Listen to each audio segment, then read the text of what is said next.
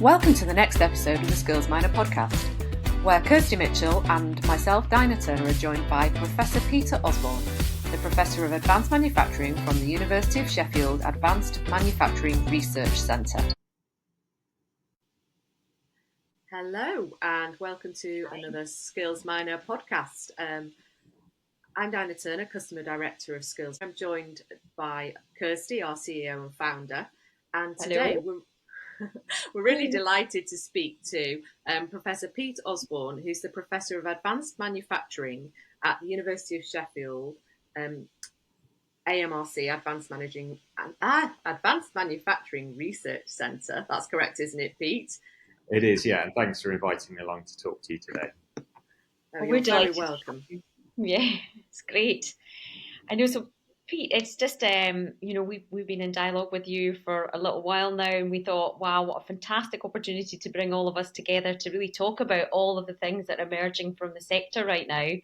It'd be great if you could give us a little bit of a background about your own journey to where you are now and what's led to this moment in time, and what incredible things you're kind of working on, so our listeners can get a good oversight on that.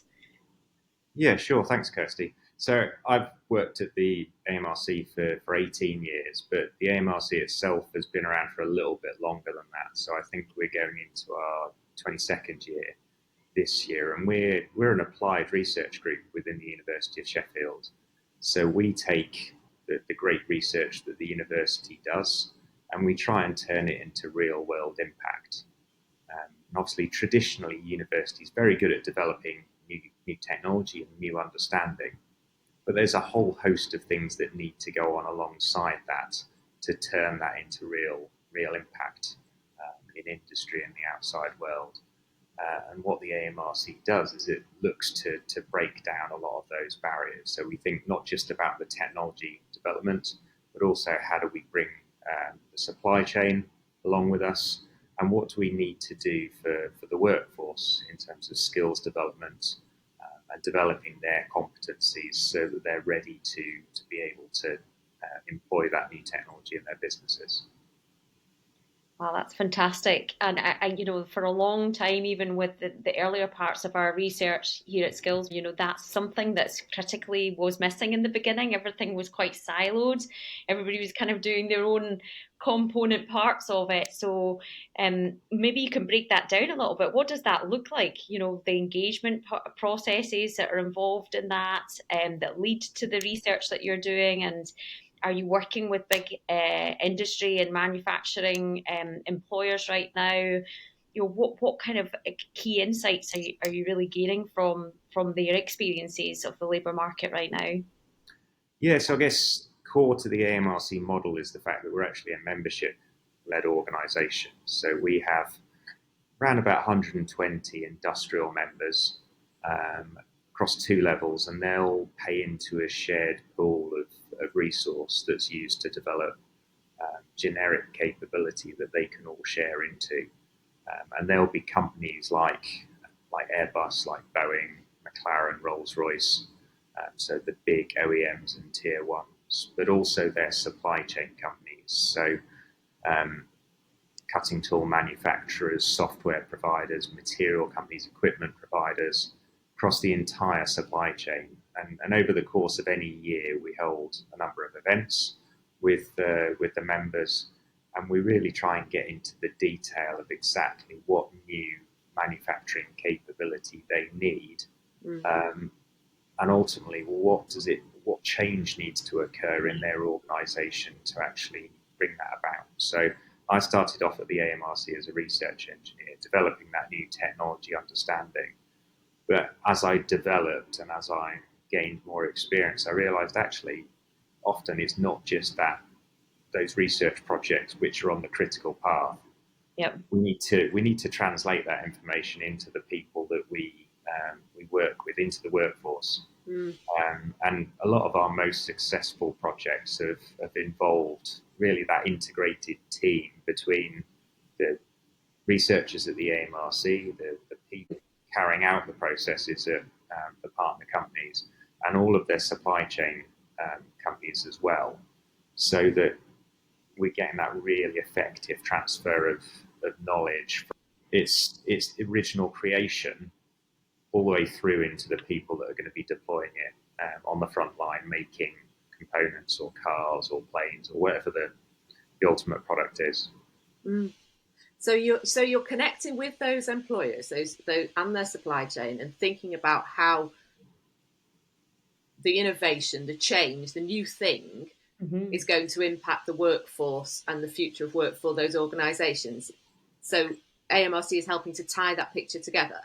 Yeah, absolutely, and that can mean a whole variety of different things. I mean, if we want to embed that technology within the UK, we need all of those things to come together. We need that new technology to come about to give UK-based companies a competitive advantage that they can use to win sales. Yes. But those companies won't exist and won't be able to thrive unless they've got a supply chain that can supply all of the raw materials that they need, the technology that they need, and ultimately somewhere to sell their product to. But they also need the right market conditions and a workforce in the right scale and with the right quantity or with the right competencies to be able for that company to take advantage of the technology as well. Really, there are three different aspects that come together, and we do all of those things effectively to embed the innovation here in the UK. Otherwise, it will go elsewhere, and another country in a different another company in a different country will take advantage of it. Absolutely. And it's working back from that process. Too often we look at the final product or the final piece of innovation and people forget about all the other component parts that go into that, or they forget about all the other roles that have led to that moment in time, even from, where is the factory based in the UK, what parts of the supply chain have gone into actually its creation, right back to even the research and innovation in university labs across the UK and maybe even further afield. So it's all the steps in that process, and I think that's what we're really trying to do is show people that it's a collective thing. It's all of us that lead to that productivity in the UK. And I'm curious to kind of explore what critically would be those three things that you have earmarked. Technology is obviously one of them. Supply chain we've talked about, workforce. So can we maybe talk a little bit more about people, the people element of that, the development of the workforce, and kind of key trends that you're seeing from your research, or even what some of those big employers are telling you about right now? What obstacles and hurdles are they having to overcome in order to reach productivity targets? Sure. I don't think there's a single answer to that question, because it often depends on not just the sector that the company is working on, but also exactly what they're doing. And I think there are three different ways that workforce requirements are going to change in the future, depending on the type of role that we're talking about. So clearly there are going to be some new revolutionary roles that come in areas where we're just not employing people currently. And they're going to require completely new skill sets that don't exist within the workforce today. Yes. But equally, there's going to be a huge number of evolutionary roles or sets of jobs that already exist where people are going to have to pick up new competencies. And digital skills is one of those. Most of the companies or most of the roles that exist today are still going to be around in the future, but everyone's going to be expected to pick up new skills, understand new ways of doing things to make them more effective at their job. And that's going to require a whole host of sort of reskilling and upskilling type courses for people. But then we're also going to see what you might refer to as some transitional changes as well. And electric vehicles is one example of that. So the power plant in an electric vehicle is very different to the internal combustion engine that exists in most cars today, and it's perhaps not it's not straightforward to expect somebody that knows how to make an internal combustion engine to switch straight over to make an electric motor. So we've got that element of transition from one sector to another. That being said, there might be other people who are doing different jobs today that might be able to transition into that role quite effectively. So at the moment, lots of houses are having smart meters installed. Yes. There are only so many houses that you can install a smart meter into before we've all got one. Yes. At which point, maybe those people transition into, instead of installing smart meters, they are installing charging solutions for electric cars, because most of the competencies required to install a smart meter are similar to installing a charger for an electric car. And once they're in, once every house in the UK has got an electric charging point, then maybe it transitions to something else. And you can see similarities in other technology areas as well. So I think we're going to get a mixture of those three types of job role coming through over the next 10 to 15 years. And what we really need to do is to think about, well, what are the individual skills, what are the upskilling elements, what are the reskilling elements that need to be put in place first to enable those switches to be done effectively. So in terms of like those new jobs, the brand new jobs, have you got any examples of those sort of things, Pete, I know it's a bit of a crystal ball, I suppose, but you're going to be the most informed in terms of the forward look, the brand new jobs that people don't know exist yet. What sort of things are we seeing coming into that space? Well, I think at the moment there's a lot of talk about net zero and sustainability. Yeah. And that's going to require some quite significant changes to our industries. Perhaps because we're bringing back some of those roles from overseas, where traditionally they've gone abroad because it's more cost effective to do so. Yeah. But in the future, maybe it will be much more sustainable to manufacture those things closer to home. So some of the jobs are going to be about more reshoring some things which had historically gone overseas. So perhaps relearning some of the things that we'd given away previously. Mm-hmm. Equally, there are going to be a whole host of new jobs associated with zero emission solutions. So hydrogen at the moment is a big one. Yeah. Have some people who are employed in the process industries currently that know something about what to do around hydrogen. But as we transition hydrogen as a fuel vector into a much wider range of areas, there are going to be all sorts of new areas. So like how to manufacture lightweight composite tanks at the moment for storing hydrogen in its various different forms on aircraft, for example. It's a completely new area that hardly anyone is being employed in currently. Yeah. Similarly around fuel cells and electrolyzers. We've probably got a small number of people, and there's a company just up the road from us here in Sheffield, ITM Power, who are just starting down their journey of building the world's largest electrolyzer factory. Right. They're going to need a whole host of new people with relatively new competencies to go into jobs which didn't exist 5 years ago. And this is really where I feel that we talk about the workforce, we're talking about people. Education plays such a huge part of that, because with new innovation, we're thinking about the skills and the knowledge that have driven that innovation to where it exists now.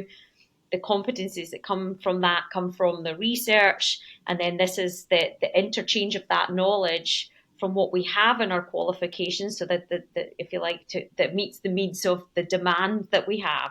So some of the key areas that I feel really particularly drawn to at the moment is how education plays such a huge role in informing what those next steps and those roles look like.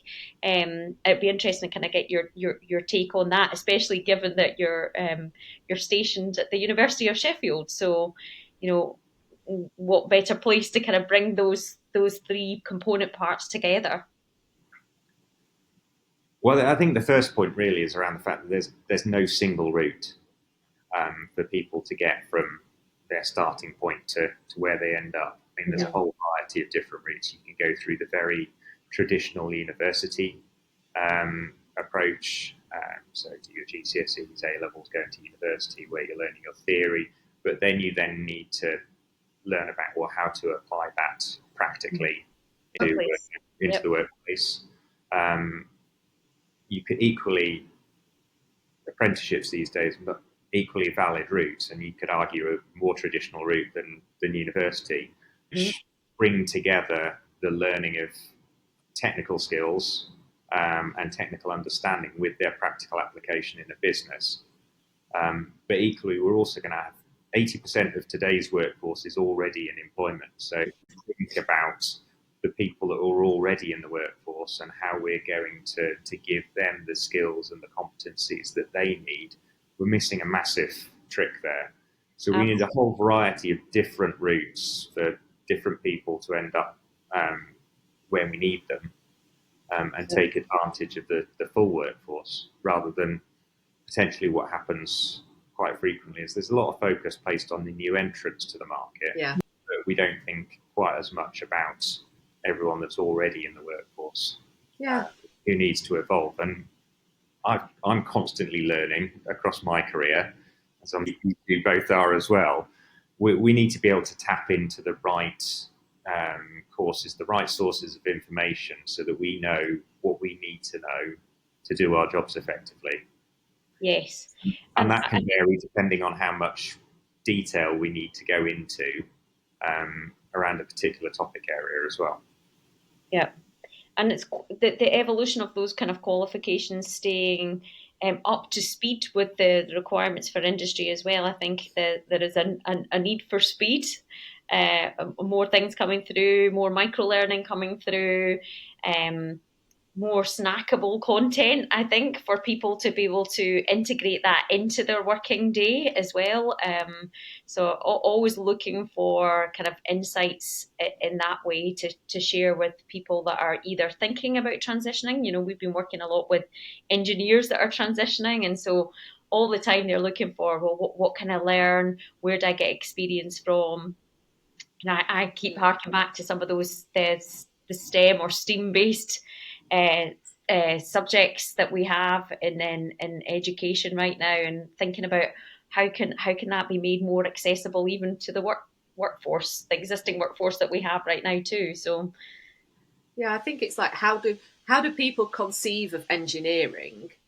If you were to look at the returners to work, so there are people returning to the workforce, there are people who are transitioning into other jobs, and clearly engineering, manufacturing, the supply chain, all of that work that fits alongside that, logistics, project management, all of those other things that are also key to that deliverable of the innovation, they still have to be there. Are there, you think, preconceptions of what people believe an engineer to be that might create a barrier to entry to people, or are you seeing that at all in some of the work that you do?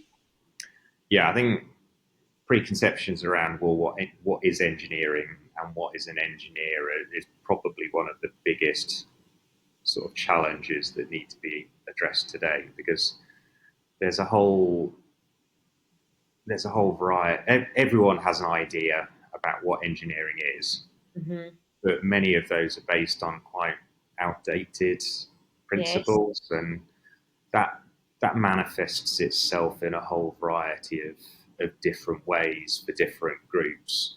I think what we really need to do is to kind of sell the positives about what engineers and engineering does for us, and get across, well, why is it a worthwhile career? And for me, it's all about solving future challenges. Engineering is all about problem solving at its heart, taking knowledge around a particular technology area or a particular branch of science and using that to solve a real world problem. That's kind of why I got into engineering. And hopefully that's going to resonate with a lot of people. Surely we all want to make the world a better place. The challenge is getting that across to people and saying, well, actually, depending on, regardless of where you grow up and what your background is, what your parents have done, if you're into problem solving and you want to make a difference, well, engineering could be a career for you. Yeah, and it's creative. It's creative too, isn't it? Really, it's not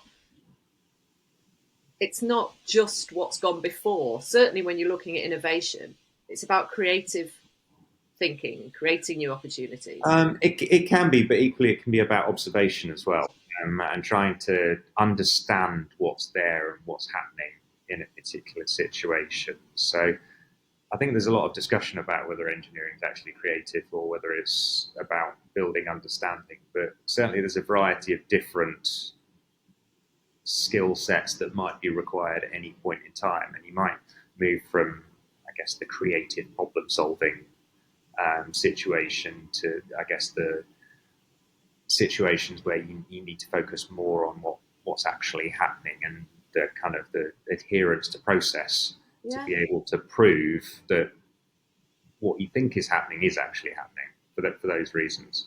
So showing you could have a whole range of skills that would fit into the engineering environment, though. You know, you could be playing your part in that role throughout that, couldn't you? Depending on what your transferable skills are that you were bringing in. Yeah, I think so. And I think the main thing with most engineering roles is they actually change quite a lot from day to day. There are relatively few days which are the same. So there is that opportunity for variety, for doing something a little bit different each day. I do think we never before have we had possibly an opportunity to reframe the way that we look at the workforce. It's purpose led. There's so many roles now that have huge purpose and drive and meaning behind them, and perhaps looking at it like that rather than thinking about, well, I've got this notion that if I need to be an engineer, I have to be fantastic at maths or brilliant at physics, and or it's only for a certain types of people that can afford to go and do that kind of form of training. There's lots of accessible routes into the sector, and starting with purpose, the why, and I think maybe that's our job as well, is to kind of try and help people to see that that's the route in. Once you have that hook, the rest of it just takes care of itself. There's fantastic organisations out there that are looking to provide the training and the routes in and are hungry to find the right kind of people and people who are motivated. So that the motivation and adaptability that you're talking about as well, Pete, these are huge things that employers place so much value on, because we're moving at a rate of knots. We want our workforce to be excited by the change that we want to go on with our own journeys across the sector. So I think that there's more that we can do to perhaps even share those stories about purpose, about change, about why every day is a new day, and every day is a new opportunity to learn new things and to show people the different routes that people have taken to get into the jobs that they respectively have now.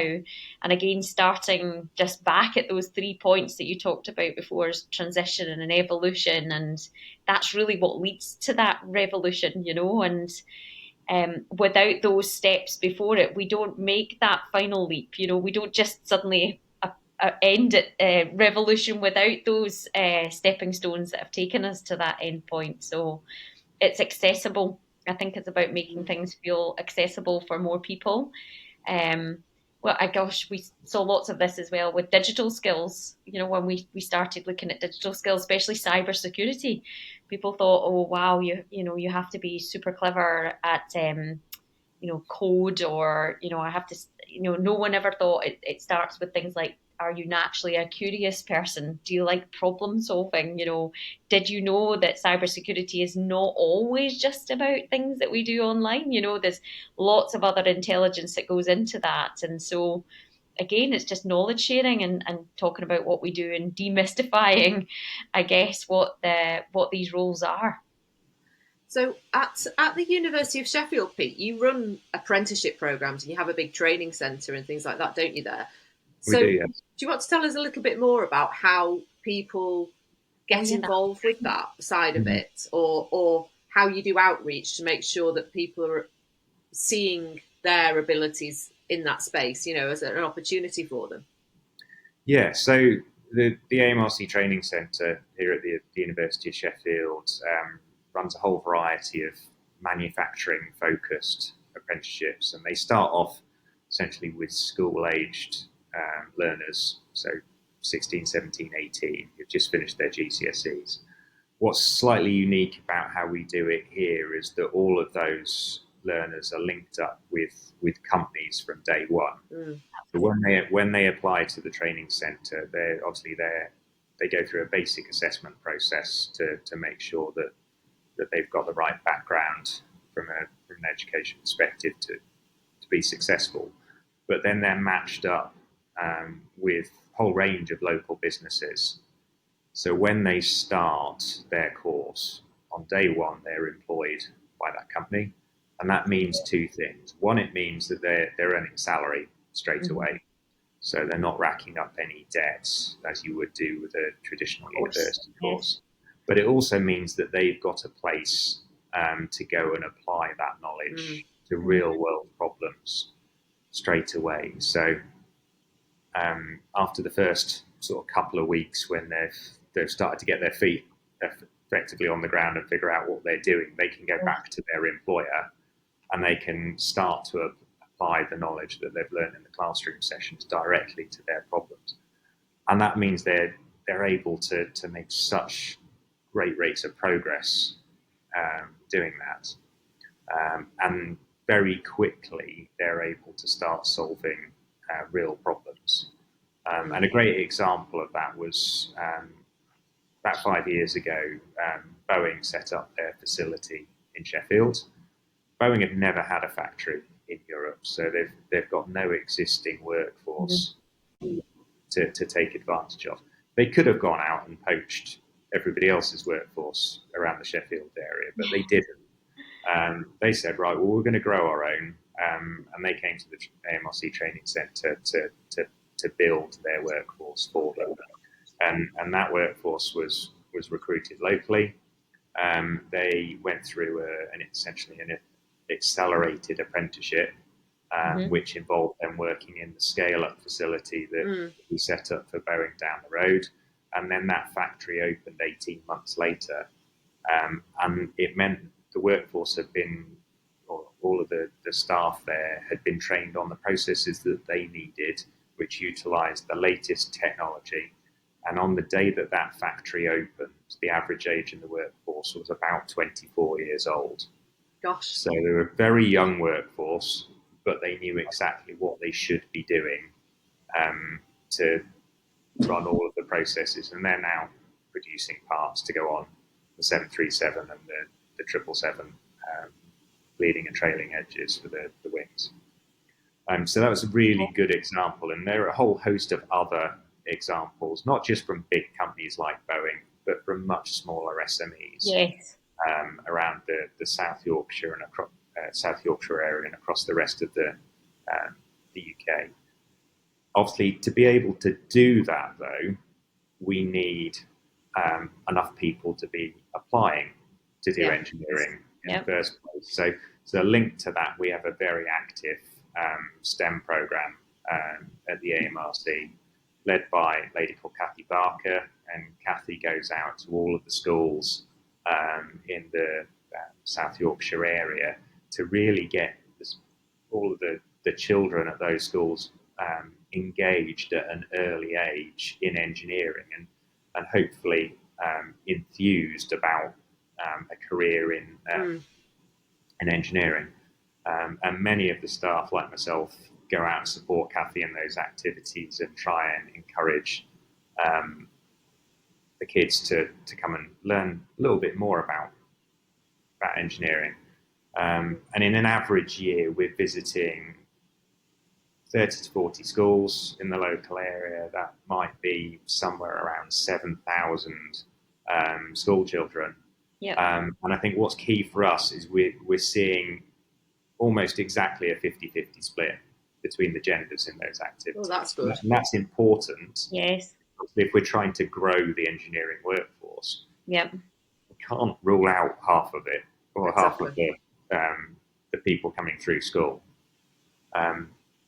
So we kind of need to do all of these things in comparison. We can't just think about one step in the process. We need to think about, well, where's our supply chain of people coming into the training centre, and where are they going to go as well? How do we ensure that they're ending up in the right organisations to make a real difference? You have a ripple effect as well.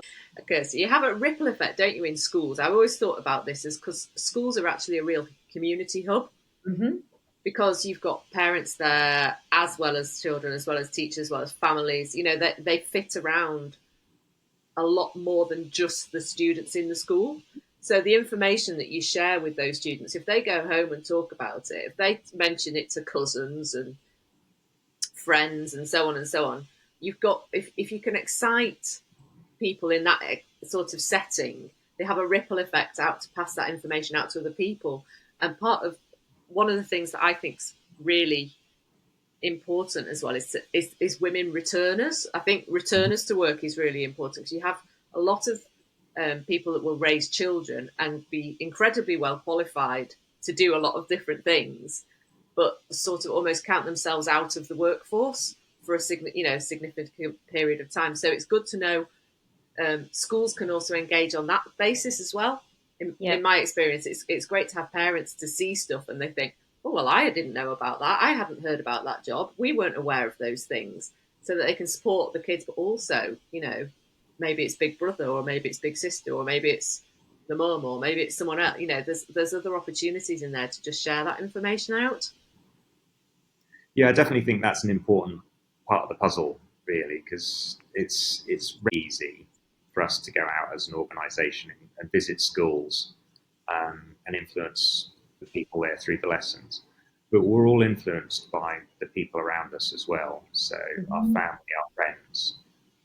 So there's a big activity that potentially still needs to be addressed to try and to overcome some of the more ingrained, entrenched views about, well, what does engineering and manufacturing actually entail?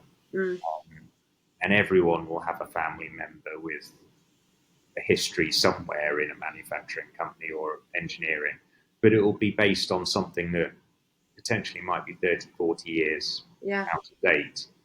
So there's that historical angle that we need to overcome as well. We almost need a version of the Navy advert where if you can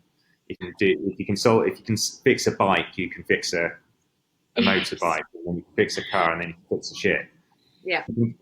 If you can understand, or if you can conduct this experiment in science at school, then you can manufacture this thing or solve this engineering problem. We kind of need the manufacturing, the engineering version of that advert, because obviously as valuable as careers in the Navy are, we also need manufacturing engineers, we need engineers in areas as well, and we need to inspire people to do that in the same way.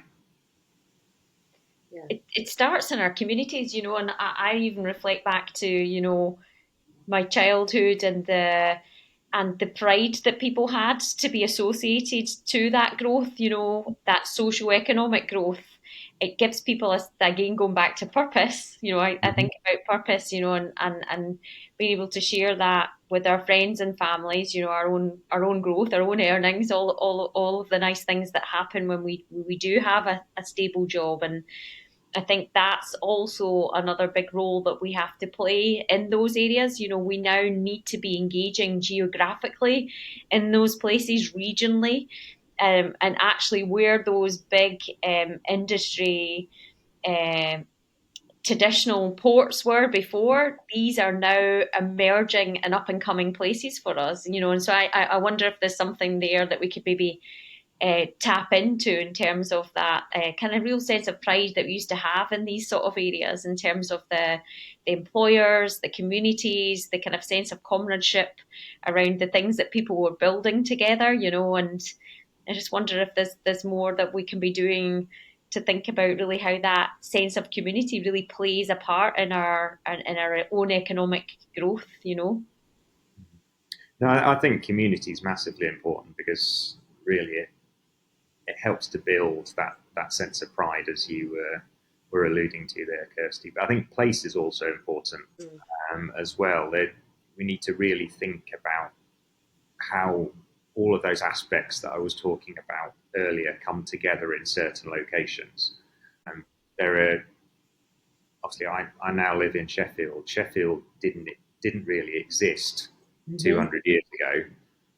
It was a relatively small collection of villages, but the manufacturing city that we now know about came about because there were a variety of things that came together in this place. There was abundant supply of materials. There was the rivers and the coal mines that can power them. And then ultimately it was relatively easy for people to move here to come and do those jobs. And you see that in lots of other places around the UK. So I don't think you can get away from place as part of that discussion, but you need to have those conversations in the right way so that you can also bring together the right community of people who really want to work in a particular field or sector. Yep. Because they think it's the right thing to do. So building that sense of pride around, or rebuilding that sense of pride around various locations in the UK, around the skill sets, around the competencies that exist there is really important.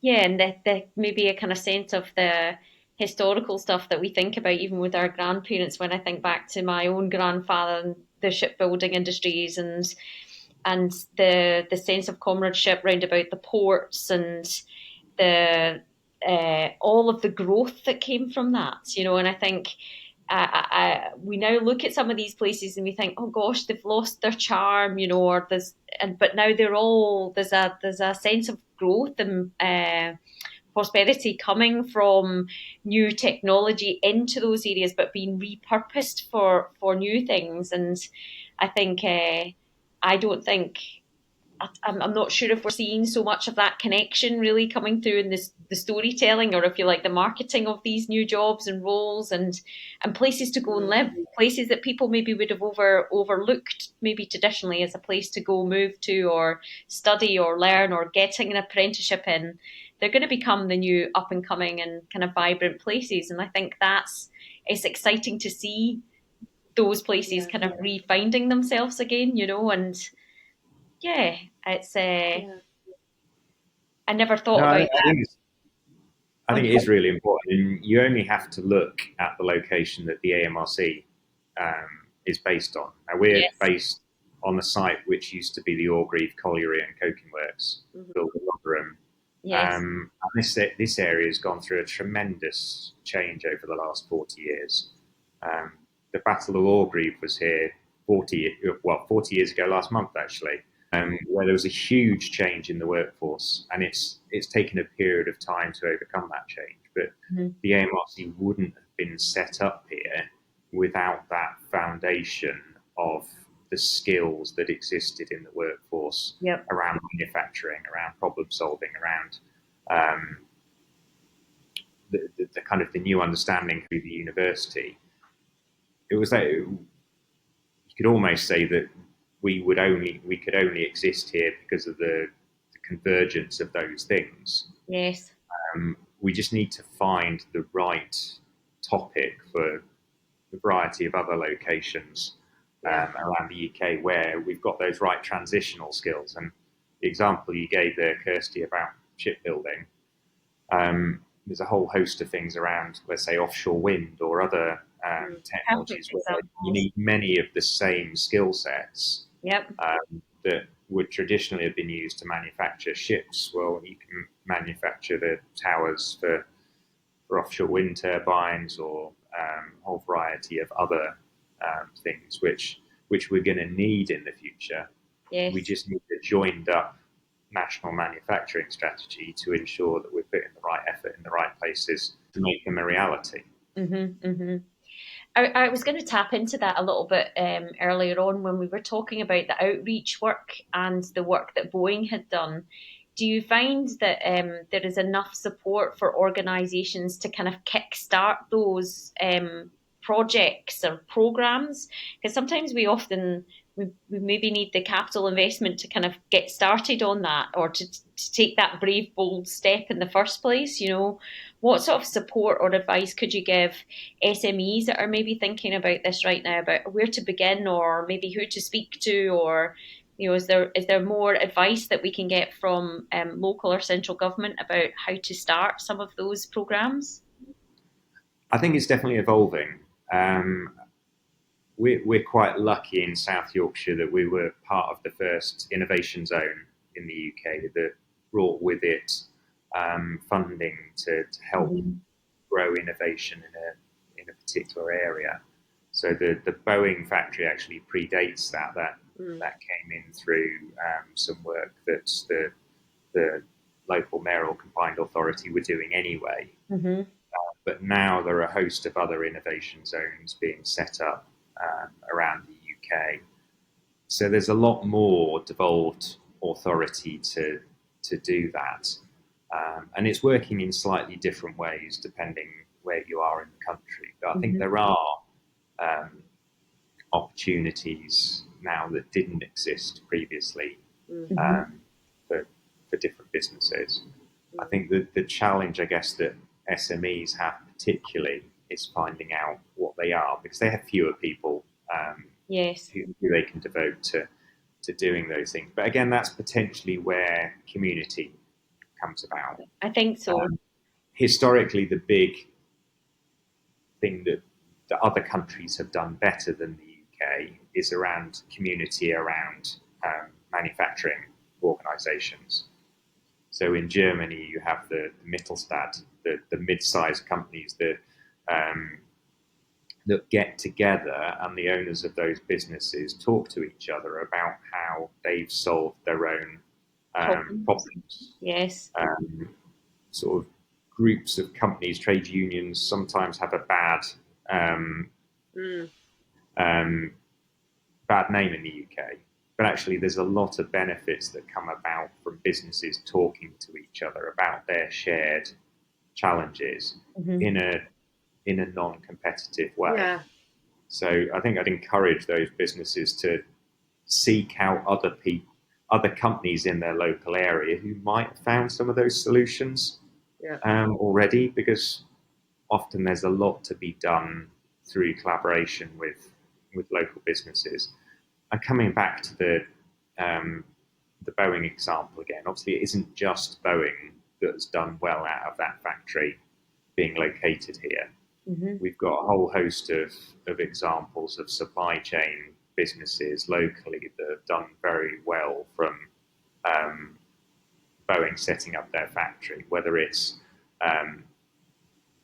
Nikon who supply their tool holders, whether it's Ma who supply their raw material, whether it's the logistics companies that now are employed ferrying not just the final product, but also all of the raw materials to the Yep. region. I guess that is a really good example of how the rising tide has carried all of the boats to a higher level. So there's real benefits in working together. Yeah. It's And true. sustaining that's important as well, isn't it? Yeah, and Sustaining that model. you think about the talent pool as well in that area. It's that knock-on effect of growth and transferable skill set, even as people move around the respective organisations, which is just natural. It will naturally happen. But I think that when businesses come together in this kind of, as you're kind of rightfully saying, it's a shared community, it's a shared pool of talent. We're equally investing in each of our futures. I think that's a really quite an inspirational way of thinking about it rather than siloed or competitive. You know, I think we benefit from that rising tide. You know, it's that's quite. It's maybe quite a big change for people to make, though. I think. Oh, it's Isn't it? huge, huge. And you know, it's a big shift, perhaps, for people to think in that way. Do people respond that way, Pete? The people that work with you at University of Sheffield AMRC, that those organisations that you pull together as a membership body, do they respond in this non-competitive way to work collaboratively? I think it's taken some development, but yes, we do get that now. I mean, there are always going to be things that the kind of the red lines that cannot be crossed, because certain companies will see areas which are so fundamentally important to their business that they want to keep those secrets, those things unique to them. But there's been a lot of discussions recently around a concept that's got the slightly clumsy title of collaboration. Right. So collaboration between competitors. Right. And there's an awful lot of things which can be done pre-competitively. Yeah. So that kind of that generic understanding is built up so that they can all benefit from the outputs. That's interesting. And we worked out, I think, that we work with 15 different cutting tool companies at the AMRC, most of whom are members here, and they're all seeing benefits from the development of the understanding around not specifically the product end of things, but the understanding about what goes into their product. Yeah. So if you had a problem, someone else will have had it, probably. Or at least an understanding of, well, where are the boundaries for that problem? And we're actually we see quite a lot of movement of our own staff in and out of those companies as well, which initially we saw as a bit of a challenge. Of course. So if somebody's doing some research as a staff member at the AMRC and then they're leaving, we could see that as being a problem. But if they're going to one of the companies that we work with to embed that knowledge in that organisation, well, that's part of a knowledge transfer exercise for us. And what's most interesting is we've been around for long enough, we start to see some of those people then come back again to learn the next new thing and go through that cycle. Yeah, so it's an upward spiral, not a drain, is it? It's not a drain on our resource. Yeah, as you say, it's an upward spiral. Hopefully, again, raising all of the understanding, the knowledge in the ecosystem that we're working with. It's a bold leap of faith, hoping that it returns back to you all that good work that you've done, you know. So, we always like to ask everybody that comes on our podcast, you know, what's the best piece of advice that you've maybe been given in your own career, Pete, or skills advice that's been imparted to you? Yeah, sure. I think starting out with the AMRC, there were relatively few people who had ever done a job like work at a centre like us. So we're very much encouraged to think about, well, what are our transferable skills? Mm-hmm. What have we learned? What are the competencies that we've actually learned in all of our experience beforehand? And I think as jobs evolve, there's going to be more transfer of workforce from one company to the next and potentially one industry to the next to fill those transitional or evolutionary roles. So probably the best thing for people to think about is, well, actually, what are my competencies? What have I learned how to do? What am I really good at doing? And how have I deployed those competencies into my previous roles? Because as soon as you start thinking about that, rather than the fact that you've done a particular role or a particular skill in a particular area, you start to realize actually you can be quite transferable. And you can transfer your expertise into a much wider range of different job roles and into a much wider range of different sectors. And you could almost argue actually that in many cases the sectors are becoming irrelevant as long as you understand what your competencies competencies what you're are doing, and deploy tasks. those, Yes, you tasks. can actually move quite fluidly between a whole variety of different sectors and a whole variety of different roles. Mm. Yep. We always it's like kind of evidencing them like stories, the things that you've done during your day and thinking about them that way too. So Well, I think it's been so interesting, incredible. Pete. There's been so much. Thank you. Yeah, it's been fab to look at all the things that we're thinking about, from innovation through skills, through place, communities. Is there anything that you'd like to let people know about in terms of AMRC, University of Sheffield AMRC, and how they can find out more or get involved? Yeah, sure. I think, well, if anyone's interested in finding out more about the AMRC, obviously, if you go on to our website, so www.amrc.co.uk, or the Training Centre website, which I think is amrctraining.co.uk, you can find a lot more about what we do, and each of those sites is going to have a whole host of information for individuals, for businesses to find out more about the technology and the services that we offer. But perhaps most importantly, get in touch. Yes. Drop us an email, give us a ring, come and visit, and hopefully you can find out a lot more about what we do here and how we might be able to help businesses to make real changes for them. Brilliant. That's fantastic. Thank you so much, Pete. Thanks for your time, and thanks for sharing all of that information with our listeners and with us. I know. That's quite We learn just as much as our listeners do. I think it's great. Thank you. That's great. Thanks for inviting me along to talk today. Pleasure. Thank you for your time. Thanks for listening to the Skillsminer podcast. You can subscribe to follow our channel on YouTube, and you can find this podcast on Spotify.